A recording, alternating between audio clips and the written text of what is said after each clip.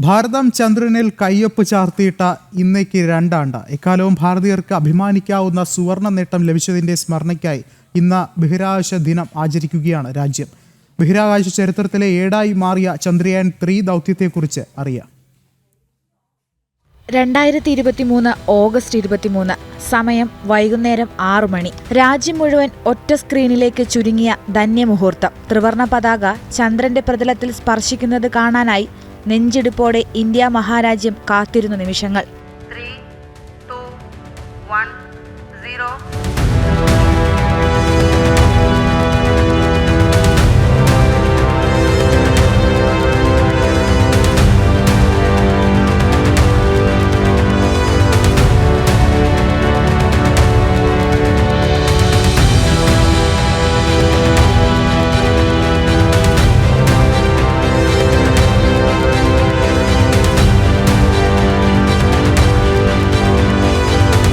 സമയം 6 മണി 4 മിനിറ്റ്.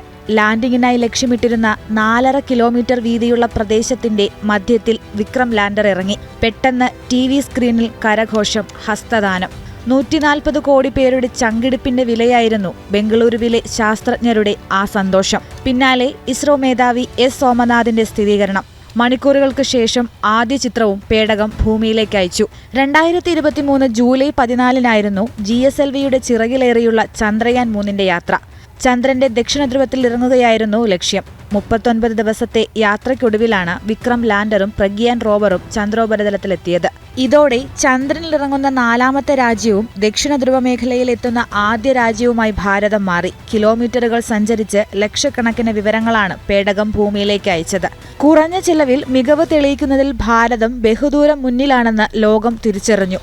ലോകമാധ്യമങ്ങൾ വരെ ഭാരതത്തിന്റെ തനത് മികവിനെ വാനോളം പുകഴ്ത്തുന്ന കാഴ്ചയ്ക്കാണ് പിന്നെ രാജ്യം സാക്ഷ്യം വഹിച്ചത്. ന്യൂസ് ഡെസ്ക്, ജനം.